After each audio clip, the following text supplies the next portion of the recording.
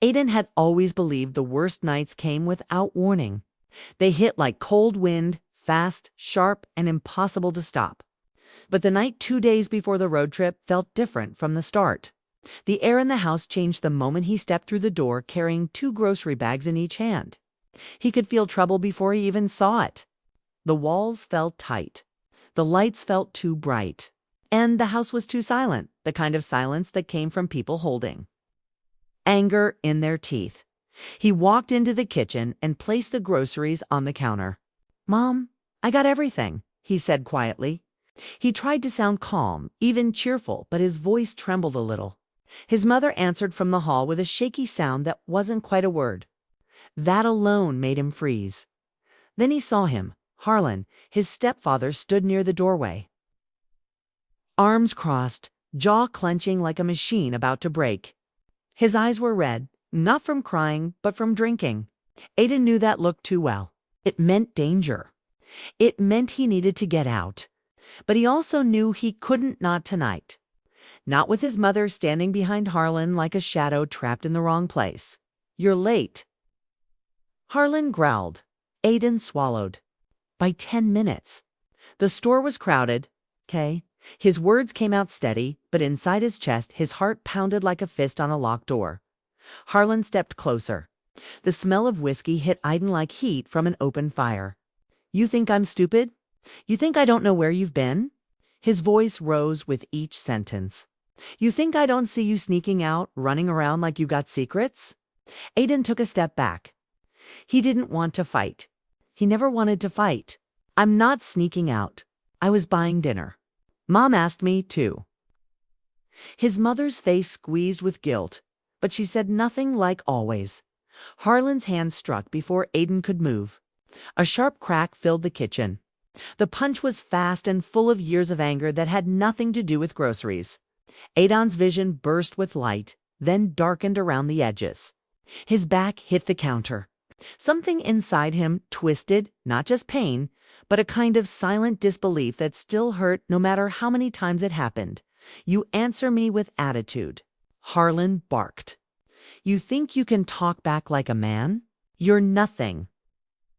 His mother rushed forward, tears streaking down her face. "Please, please stop." But Harlan shoved her aside. Not hard enough to knock her down, but enough to show he didn't care. Aiden pushed himself upright. His cheek burned. His jaw felt wrong. His eyes stung. But what hurt most wasn't the hit. It was the look in his mother's eyes. Fear, apology, powerlessness. Aiden had spent years pretending the violence didn't bother him as much as it did. He told himself he could handle it. He told himself he would leave one day. He told himself someday things would be different. But tonight, something inside him cracked in a new way. It wasn't just anger. It was exhaustion. He was tired of hiding, tired of pretending, tired of hoping for peace in a house that refused to give it. He moved around Harlan quickly, grabbing his keys off the table, and walked out before another punch came. His mother reached out as he passed her, whispering, "I'm sorry, but," the word felt as tiny as dust. He didn't know where to go. So he went to the only place that ever felt safe, a place that had 4 doors, 4 windows, and a lock he controlled. His car. He slid inside, shut the door, and leaned back, breathing hard.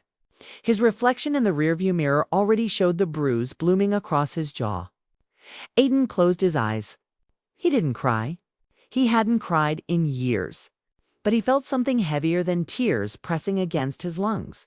When he opened his eyes again, the dashcam's small blue light blinked steadily. He had forgotten to turn it off. The entire moment, every hit, every scream, every movement was recorded. For a long minute, he sat completely still, staring at the blinking light like it was something dangerous. Then he reached forward and pulled up the footage. The screen showed the kitchen, the anger, the punch, his mother's voice, his body falling sideways. He watched it only once. Any more would break him. He leaned back and exhaled shakily. He didn't want anyone to see this. Not the police. Not his mother. Not even himself. And definitely not Maya. Maya, her name alone softened something inside him. She was the reason he was still trying. She was the reason he had hope. She was the reason he believed he could leave this house one day. Their road trip, planned for weeks, was a small escape, 3 days of open sky and freedom. 3 days without fear. He didn't want to ruin that. He didn't want her to look at him with pity. He didn't want her to worry. He didn't want her to feel responsible for him. But he also knew she would notice the bruise. She always noticed everything: the tightness in his voice, the tiredness in his eyes, the fake smile he used when he wanted to hide something. She was too gentle, too caring. It's too sharp to miss what was now openly written across his face. Aiden sighed and rested his head against the window.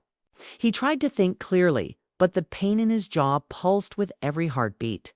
He needed ice. He needed sleep. He needed quiet. Instead, his phone buzzed. It was Maya. A simple message: "You okay? Haven't heard from you?" His throat tightened. Somehow her concern hurt more than Harlan's punch. He typed, "Yeah, I'm good. Just tired. He hesitated, then added, "Still excited for the trip." 2 days, she replied instantly. 2 days. Don't oversleep tomorrow, though. Coffee at 10. My treat. He smiled, soft, weak, but real. Wouldn't miss it. He wanted to tell her everything. He wanted to let her hold his face gently and say his name the way she always did when she was worried. He wanted to feel safe with her the way he never felt safe in his own house. But he didn't want to burden her or bring darkness into something bright. He closed his eyes and breathed in. The car was cold. The night was quiet. The bruise throbbed like a reminder he couldn't ignore. He didn't know the Dashcam had already uploaded a backup file to the cloud. He didn't know someone else had access to it.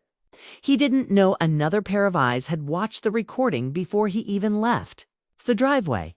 He only knew he couldn't go home yet. He drove to the empty school parking lot and parked under the orange streetlight, the dull glow making his bruise look even darker. He stayed there for an hour, then 2, then 3. Listening to the ticking sound of the cooling engine, at some point exhaustion dragged his eyes closed. He drifted in and out of sleep until a sudden loud knock on the window jolted him awake. His heart raced. For a split second, he thought Harlan had found him, but it was a security guard, a kind-faced older man who tapped the glass again. Aidan rolled the window down slightly. "Sorry, I'll leave." "You're fine, son," the guard said gently. "Just checking. You okay?" Aiden nodded quickly. "Yeah, just tired." The guard hesitated, then said something Aiden wasn't ready to hear. "You look like you've been hurt." Aiden touched his jaw instinctively. "Just a fall," he lied. The guard gave a knowing look, but didn't push. "Try to get home safe." Home, the word cut through Aiden like a blade. He nodded and drove off again. Not sure where he was going until he saw the lights of a small gas station. He parked beside the building, bought a cold bottle of water to press against his jaw. Then sat in his car again and stared at the steering wheel. He couldn't go home. He couldn't sleep here. He couldn't tell Maya. He couldn't let the bruise be seen. He couldn't turn back time. He couldn't forget the video.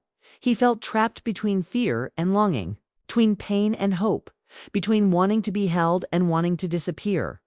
The night grew colder. The world grew quieter. His jaw ached in a steady rhythm. Every part of him felt stretched thin, except one small part deep inside that whispered, "Tell someone. Tell her," but he didn't. Instead, he sat alone in the car, surrounded by darkness and the faint blue light of the dashcam, unaware that the recording had already begun to move through digital space without his permission. Someone was watching. Someone who wasn't supposed to see anything at all, and the moment they opened that file, Aidan's quiet, hidden world began to unravel, softly, silently, and far too fast for him to stop. Maya had a sixth sense when it came to Aidan. She noticed things before anyone else did: the tension in his shoulders, the way his fingers trembled when he tried to hide it, the faint ache behind his eyes that he pretended didn't exist. She'd been his best friend for years, and over time, She had grown to understand that Aidan's smiles were sometimes just masks. She saw him, truly saw him, in ways others never tried. That morning, she waited at the cafe as usual, sipping her latte and staring out the window. The road ahead felt heavy, even though the sun shone bright. Her thoughts kept drifting to the weekend, the road trip they had planned, their escape from the suffocating routines of life. She tried to focus on excitement, but an uneasy feeling lingered in her chest. Something was wrong.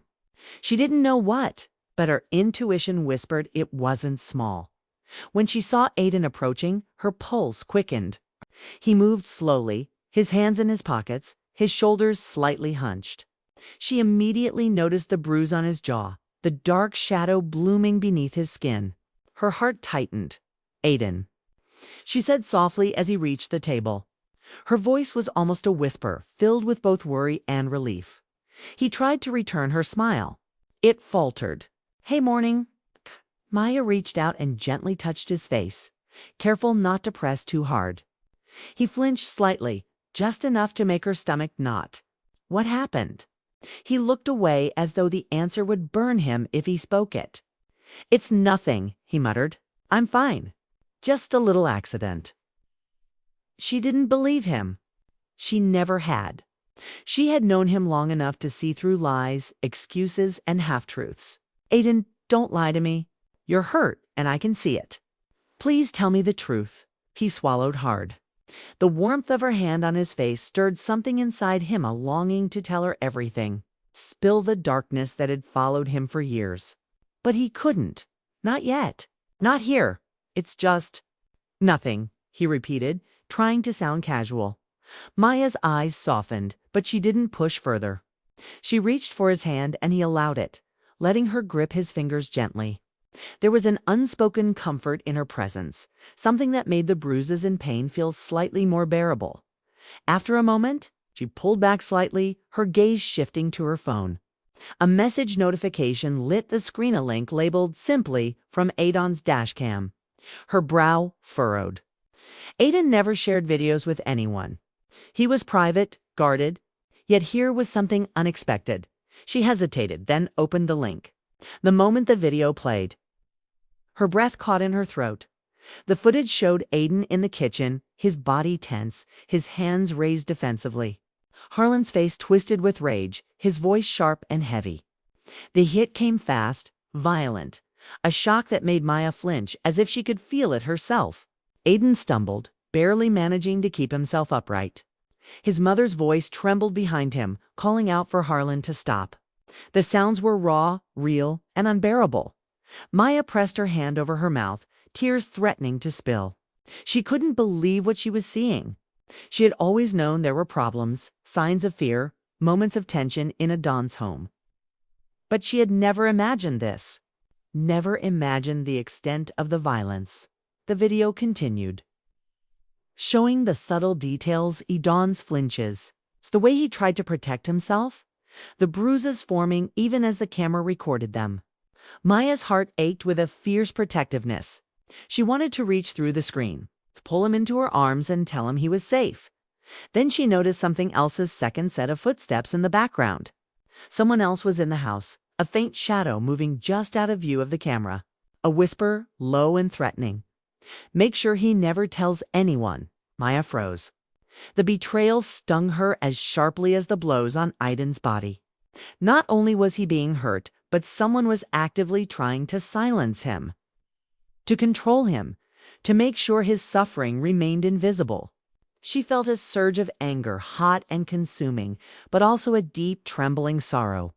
Her mind raced. How long had this been happening? How many times had Aidan laughed for her, smiled for her, kept the darkness hidden so she wouldn't see? How many nights had he stayed awake, tense, fearful, pretending nothing was wrong while the bruises formed in secret? She knew she had to act.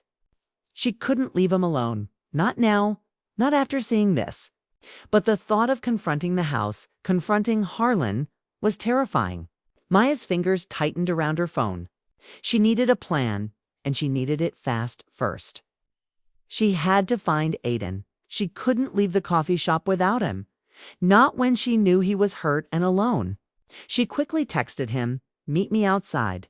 Now, a few minutes later, Aiden appeared, looking over his shoulder, cautious. "Maya, what's wrong?" She grabbed his hand without thinking, tugging him gently toward her car. "We need to leave now." He froze. "Leave where?" "Anywhere safe," she said firmly. "Just get in the car." Aiden hesitated, fear and doubt flickering across his face. But he trusted her. He always did. Slowly, he followed her, sliding into the passenger seat. Maya shut the door behind him and took a deep breath, hands gripping the steering wheel. The engine roared to life, and they drove in silence for a few blocks. Neither spoke, but the tension in the car was electric. Maya's mind raced, trying to think through the next steps. She had to make sure he was safe, had to make sure his mother was okay, and had to confront the fact that someone else in the house was complicit in his suffering. Finally, she glanced at him. "Aiden, I saw it. The video." His body stiffened. You saw it." She nodded. "I didn't want to, but I had to. You can't stay there. Not like this." His hands clenched in his lap. "I can handle it. I always do." "No," Maya said firmly, her voice low and unwavering. "Not this time. Not anymore. You don't have to handle it alone." "Ah." Aiden looked down, shame and relief mixing in his expression. He had spent years hiding the truth, protecting others from the reality of his life, but now it was out. And for the first time, he realized he didn't have to face it by himself. Maya parked the car in a quiet lot, turning to face him. "We need a plan. First, we get you out of that house safely. Second," she hesitated, "then we figure out what to do about the video, about your stepfather, about everything." Aiden swallowed, nodding slowly. The weight of years of fear seemed to settle on his shoulders in a single crushing moment. But Maya's presence made it lighter, almost bearable. He could breathe. He could think. He could hope. He leaned back in his seat, staring at the dashboard. "I never wanted anyone to see that. Not even you." "I know," Maya said gently. "But it's out now, and that's not your fault. You didn't do anything wrong." Her words, soft and steady, made something inside him shift. For so long, he had felt trapped, small, powerless. Now, there was a glimmer of strength in Ember he hadn't realized he still possessed. They stayed in the car for a long time, planning, thinking, preparing. Maya called a few trusted contacts, friends who could help without involving the authorities yet, people who understood discretion. Aiden listened quietly, absorbing her calm decisiveness. For the first time, he felt like he wasn't alone. Then the phone buzzed with another notification, a message from an unknown number. He didn't recognize it. He hesitated, then opened it. It was a single line. "I saw what you saw. Don't trust anyone in the house." Aidan's stomach dropped. Maya reached over, taking his hand again. "It's okay. We'll be careful. We'll stay together." Her words were a lifeline. He nodded, feeling a strange mix of fear, relief, and something more. Something warm and unspoken. The kind of feeling that made him realize how much he had relied on her, not just for friendship, for safety, for comfort, for hope. Maya's thumb brushed lightly over the back of his hand. He closed his eyes for a moment, savoring the small touch, the silent promise it carried. They didn't speak. They didn't need to.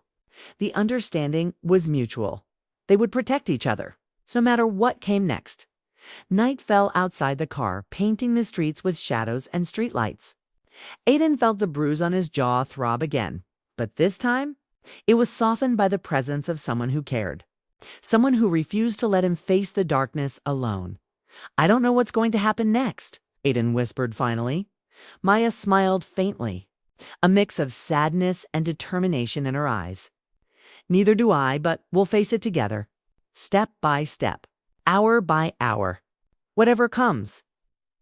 He nodded, feeling a fragile sense of hope rising in his chest. The road trip they had dreamed about was still 2 days away, but now it seemed secondary. The real journey had begun not on highways or through towns, but in trust, courage, and the quiet strength of being seen. And for the first time in a long time, Aiden allowed himself to believe that maybe, just maybe, he could survive. Not alone, not hidden, not afraid, Maya had seen the truth. And now so had heat, Ruth that burned but also illuminated, pain that was raw but also liberating. The next steps would be dangerous, uncertain and full of challenges, but with her by his side, he felt ready to move forward. The night stretched before them, dark and heavy, but the car was a small sanctuary. Together, they sat, planning, breathing, waiting for the next move. The world outside might be cruel and unpredictable, but inside that car, Aiden finally felt safe haven, if just for a moment, and as the dashcam footage, now circulating beyond his knowledge, began its silent journey through unseen eyes. Neither of them realized just how far-reaching the consequences would be. But one thing was certain. The streetlights flickered as Maya parked her car a few blocks from Aiden's house. The neighborhood was quiet, deceptively calm, but her heart hammered in her chest. Something had shifted in the air. She had sensed it the moment she received the last unknown message, warning them to stay careful. She had no idea who was watching, but she knew danger had grown closer. Aiden sat beside her, silent, jaw tight, hands fidgeting. The bruise across his cheek had darkened since she last saw him. He avoided looking directly at her, as if admitting the depth of his fear would make it real. Yet somehow, the quiet between them was comforting. A shield from the storm they were about to face. "I don't want to go back in there," he whispered, voice almost breaking. "You won't," Maya said firmly. Her hands found his, squeezing gently. "Not tonight. Not ever again, if we can help it." Before he could respond, flashing lights appeared at the end of the street. Red and blue reflections danced across the asphalt, bouncing off the parked cars and windows. The sirens weren't loud at first, just the quiet hum of warning lights. Then came the distant wail, growing closer, faster. Aidan's chest tightened. "The police?" he asked, his voice low. Fear laced every word. Maya nodded. "I don't know, but we need to stay calm. Whatever happens, stay with me." They watched as several patrol cars pulled into the driveway. Officers jumped out, their presence authoritative but tense, scanning the house as they moved. Aiden's stepfather, Harlan, stepped into the doorway, face red, his expression a mix of confusion and rage. His mother appeared behind him, her hands trembling. Maya stepped out of the car, motioning for Aiden to stay close. He hesitated, fear rooting him to the seat, but her calm determination pulled him forward. The world seemed suspended in the flashing lights and harsh shadows, like a movie scene he never wanted to be part of. An officer approached, clipboard in hand. "Are you Aiden?" he asked, voice firm but not unkind. Aiden nodded, his throat tight. "Yes." The officer glanced at the bruise across his jaw, then at Maya, then back at him. "We need to take a statement. Can you come with us?" Aiden froze, panic threatening to overtake him. I don't know if Maya stepped forward, placing her hand lightly on his back. "You can. I'll be right here." Her presence gave him the courage he didn't know he had. He nodded, swallowing the lump in his throat. He followed the officers into the police cruiser, his heart racing as every step felt heavier than the last. Maya got in beside him, holding his hand, giving him the quiet reassurance that he wasn't alone. Inside the car, Aiden felt a strange mix of relief and fear. Relief because someone was finally taking him seriously. Fear because he knew this meant his life. The life he had tried to protect was about to change forever. He glanced at Maya. Her eyes were steady, filled with concern, but also determination. He could feel the unspoken promise in her gaze. She would not let him face this alone. The officers drove to the station, their presence a constant reminder that Aiden was finally being seen, finally believed. They asked questions carefully, methodically. Aiden recounted the night of the beating, the moments leading up to it, the punches, the bruises. The fear he had carried alone for so long. His voice shook at times, but he spoke. For the first time in years, he allowed himself to be heard. Maya squeezed his hand every time he faltered, her quiet presence giving him the strength to continue. When he told them about the dashcam, about how it had recorded everything, the officers nodded gravely. "We'll need that video," one said. "It's evidence." Aiden hesitated. It's not mine to share." It doesn't matter who sent it," Maya interrupted softly. "What matters is that it proves the truth. That he can't hurt you anymore without consequence." Aiden looked at her gratitude and something deeper in his eyes. He wanted to tell her how much her support meant, how her presence had been the lifeline keeping him afloat. But the words caught in his throat. Instead, he let her hand hold his. Meanwhile, inside the house, paramedics had arrived. His mother, pale and shaking, was being checked for injuries sustained while trying to intervene. Harlan was restrained by officers, his rage finally contained. Aiden felt a strange sense of relief, but also confusion. He had spent years fearing this moment, dreading the confrontation that would inevitably come.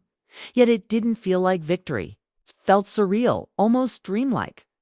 Back at the station, the officers played the dashcam footage. Harlan's actions were undeniable. The blows, the shouting, the threats, they were all captured in crystal clarity. Aiden watched, tense and anxious. But Maya's hand never left his. When the video ended, the silence in the room was heavy. "You've been through a lot," an officer said. "But this changes things. He can't touch you anymore. You're safe now." Aiden nodded, swallowing hard. Safety was a strange word. He wasn't used to it. It felt almost foreign, but he clung to it, to the idea that someone had finally seen the truth of his life. As the paperwork continued, Maya leaned closer. "You're okay now," she whispered. "You don't have to hide anymore." His chest tightened. He wanted to believe her, to feel the comfort her words promised. He nodded, tears pricking at the corners of his eyes. He had carried fear, shame, and loneliness for so long that relief felt almost unreal. Hours passed. Statements were taken. Procedures followed. Eden's mother gave her account, corroborating what he had said. Maya stayed by his side the entire teen. Time, a steady presence that reminded him he wasn't alone, that he didn't have to carry the weight anymore. Eventually, the officers assured them that Harlan would face charges and that protective measures would be in place. The reality began to settle in. He was free. But the world outside the station was still vast, unpredictable, and frightening. Maya turned to him, her expression softening. "Come on," she said gently. "Let's get out of here. You need rest, and so do I." He hesitated, glancing at the dashcam, at the evidence, at the weight of the truth that had finally been revealed. But he nodded, allowing her to guide him. Outside, the night was quiet. The air was cool and calm, a stark contrast to the storm that had been his life for so long. They walked to her car together, fingers intertwined. The simple contact was grounding, a reminder that he had someone in his corner, someone who cared, someone who wouldn't let him fall. Once inside, Maya started the engine. Aiden leaned back, exhaustion washing over him. For the first time in a long time, he felt a sense of calm. The bruises throbbed, the memories lingered, but they no longer held the power to paralyze him. Maya glanced at him, concern still in her eyes. "You want to go home? Or somewhere else?" He shook his head. "I don't want to go back there. Not tonight." "Good," she said, a small smile forming. "Then stay with me. For tonight, at least." He felt a warmth spread through him, something tender and new. He nodded, grateful, relieved, and unexpectedly hopeful. The night was far from over, and the road ahead would be difficult, but for the first time, he felt like he could face it. They drove to a small motel on the outskirts of town, quiet and unassuming. Maya helped him check in, and they settled into a room with 2 beds. Caden sat on the edge of one, staring at his bruised reflection in the mirror, while Maya unpacked a few essentials for him. "You don't have to do this alone," she said softly, placing a small bag of snacks on the table. "I'm here, always." He swallowed, emotions churning inside him. Words failed, but his gratitude and relief were evident in the way he let himself relax slightly. Leaning back against the bed, as the night deepened, Aiden finally allowed himself to speak. "I didn't know if anyone would ever believe me," he admitted quietly. Maya sat beside him, gently brushing a strand of hair from his forehead. "I believe you," she said firmly. "And now, so does everyone else who needs to. You're not alone anymore. Not ever." The weight of years seemed to lift slightly, replaced by a fragile hope. Aiden leaned into her hand, letting the comfort of her touch steady him. He had been invisible, unheard, and trapped for so long, and now someone saw him. Truly saw him. Hours passed. They talked quietly about the future, about small plans, about the road trip that was still coming.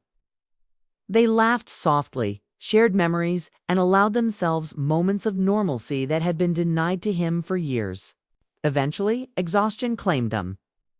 Aiden lay back on the bed, Maya beside him. Her hand found his again, fingers intertwining in the dark. He closed his eyes, feeling a sense of safety he had never known. The night outside was calm. Inside, two hearts beat with the quiet promise of protection, understanding, and a bond that had grown stronger in the face of fear and pain. Aiden finally allowed himself to hope. The bruises would heal. The fear would fade. And with Maya by his side, he knew he could face anything. The dashcam had captured the darkest moment of his life. But it had also brought truth to light. It had exposed lies, revealed danger, and forced change. And in the aftermath, Aiden discovered something even more powerful. He was not alone. He was finally free. Maya's presence, her unwavering care, and the shared strength between them created a new beginning. One filled with quiet courage, tender moments, and the gentle start of love that had been waiting patiently to bloom. For the first time in years, Aiden felt like the future was his to hold.